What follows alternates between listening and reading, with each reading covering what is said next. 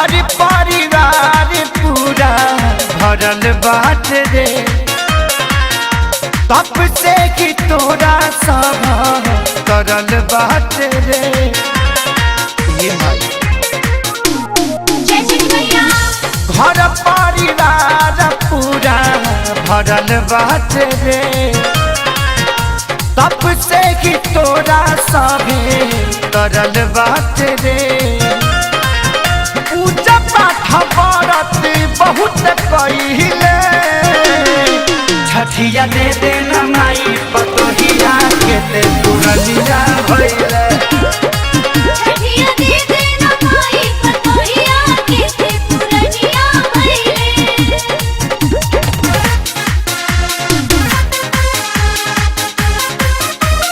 जय जय जय जय छठ मैया,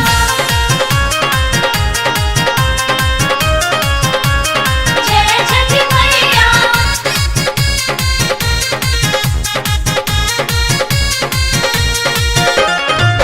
चैन से बैठ के लेते सेवा सतका, ठीक नहीं तबियत अभी बढ़त बीमार। चैन से बैठ के लेते सेवा सतका, ठीक नहीं तबियत अभी बढ़त बीमार।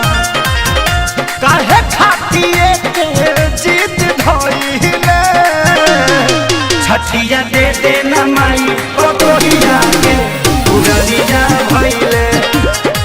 छठिया दे देना माई पतोहिया के ते पुरनिया भइले। जय छठी मैया, जय छठी मैया।